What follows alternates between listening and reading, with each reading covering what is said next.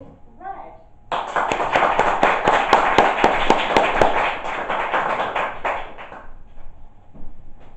Hello, Toastmaster. Yeah. And fellow guests, thank you very much. My name is Red. My full name is Redmond, and but my parents, my family, call me Reddy, which is really annoying.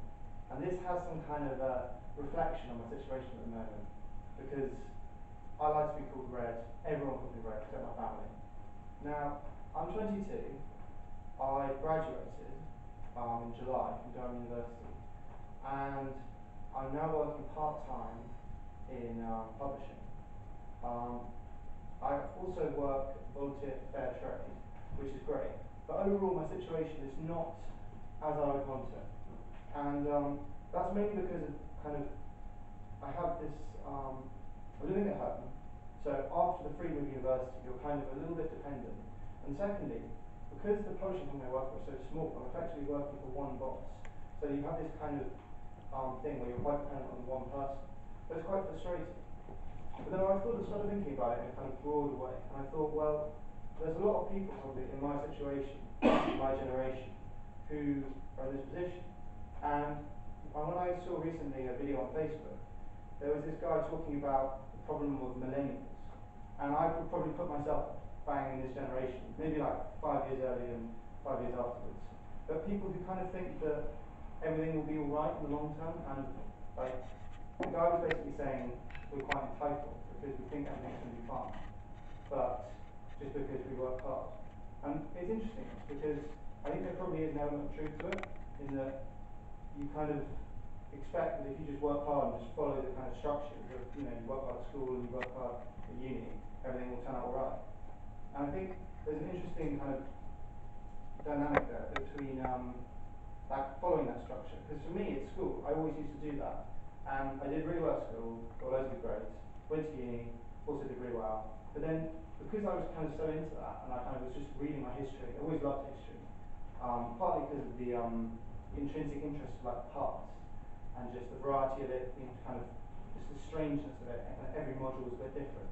And partly the ideas, I got really, really into the ideas and how ideas change, why people think things are good kind of before, like slavery was absolutely fine, but now it's terrible.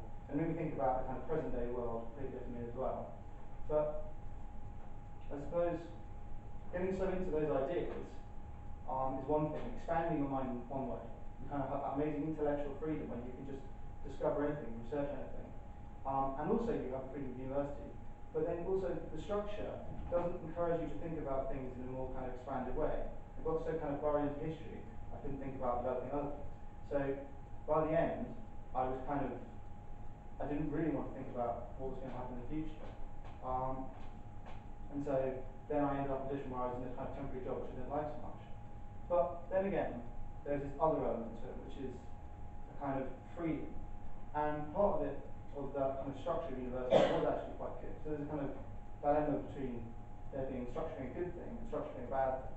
Because I now miss that structure of university, but the reason I didn't want it at university was because I had this great, amazing experience between school and university, where I went to Korea to teach English for 6 months.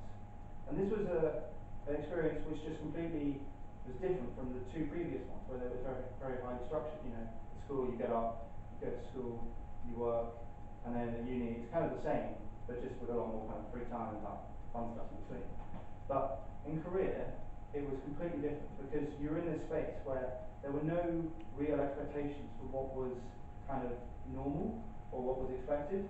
I was there with a group of about 10 people, and we all basically were in a new space. We could do whatever we wanted.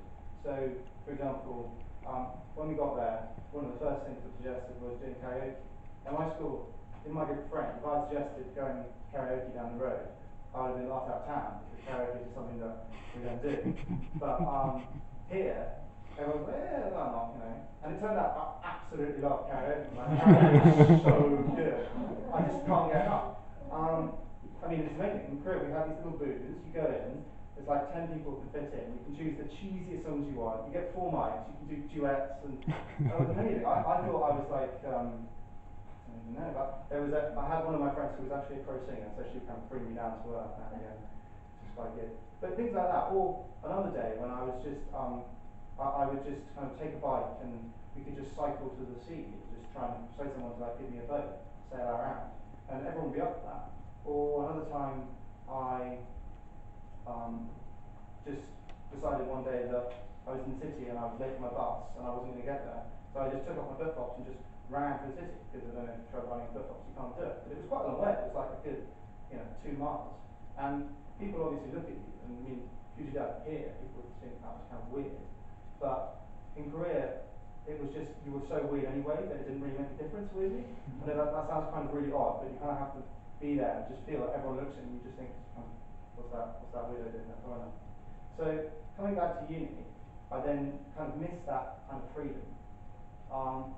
But I feel like it's interesting because there are elements where structure is good, in the sense that, if you don't have that structure, you can't kind of let your mind expand, think about all the kind of wonderful kind of ideas and interesting things about history. But then also you've got this kind of brilliant thing which is, kind of freedom and, it all could be absolutely amazing and you could do anything.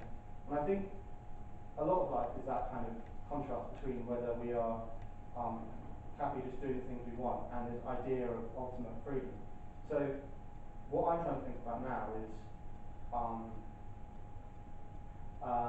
basically trying to find that balance. So I've enrolled on a course starting in September, which is hopefully going to be that structure. Before I do that, I'm going to Germany to live for a few months, the next month or two.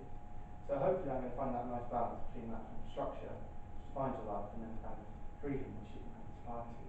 So I think what I'm trying to say is it's always important, it's always kind of important you know where you're going, but sometimes you just want to take off your flip-flops and run.